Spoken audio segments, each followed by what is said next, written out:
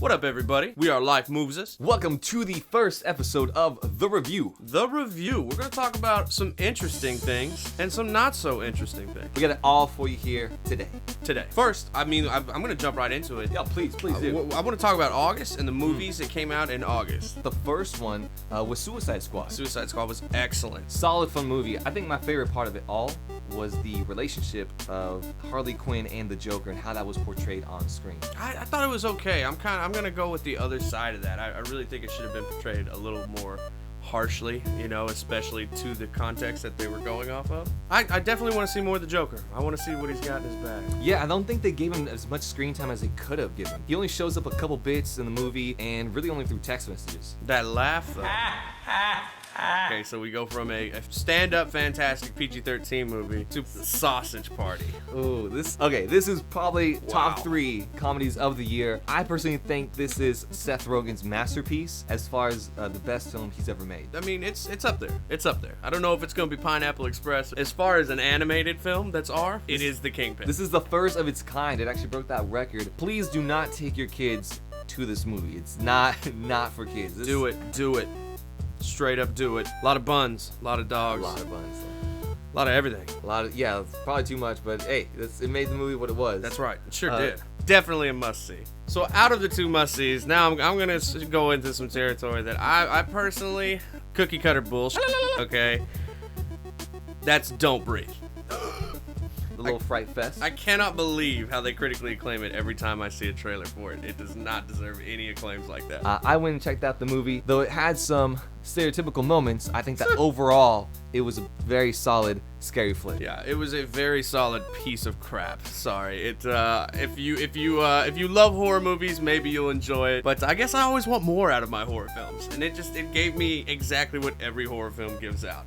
It was okay. It was okay. I wouldn't say go out and see it. Well, I would definitely encourage you to check out this movie. I was expecting the movie to go in one direction, it goes off in a completely other direction, and if you aren't really on that train, like you'll get lost. Definitely something to check out, in my opinion. I gotta change it up. We gotta talk about some serious stuff right now. And speaking of, I got to play Deus Ex, and I loved it. Came out in August. It's out right now. I'm telling you, buy it. It's a good filler because what's coming out is gonna be huge. But just to tread a little bit on Deus Ex, kind of fill you in, let you know about my opinions. You've seen it. Yeah, so. I've seen crazy gameplay. Something I love especially are the takedowns in the game. Very cinematic. It's like you're really playing this interactive movie. Very engaging. I was shocked. I was really impressed. And the thing is, it does have its bugs and glitches. There are melee hits. Like, even though it is always cinematic, it sometimes doesn't always work. But it doesn't take away from the experience you're having in the game. Like, just walking around and seeing some of the things, the nightlife when it turns dark and it changes the atmosphere entirely. I mean, just like walking around, very immersive. You run into situations that you're not even a part of. It's just happening around you. I love that. It's pretty much a simpler Fallout 4.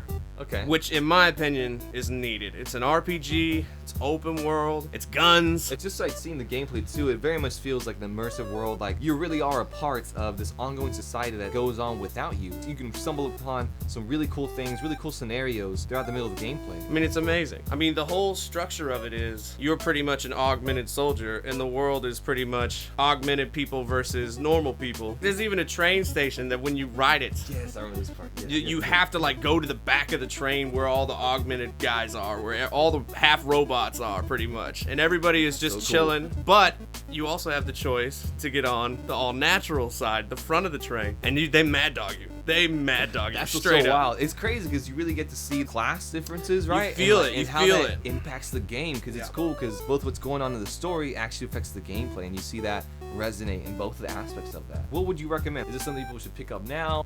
You know what? I definitely think it's a buy.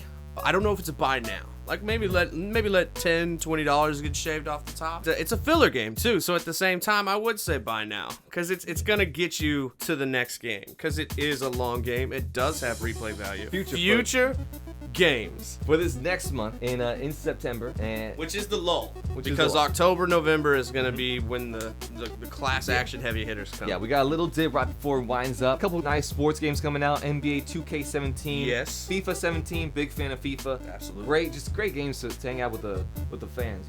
I am personally excited. They're putting the BioShock collection out in September. Yes. I think it's like September 13th. All the BioShock games. I mean, I'm just such a diehard fan of that. A great series. I'll buy it. Also, great chance if you haven't haven't played BioShock, great chance to get it all in one bundle. Look for that mid-September. This has been the review. Remember to show us some love, like, comment, and subscribe, and please check out last week's video and the ones we got coming for the future. Life moves us. What moves you?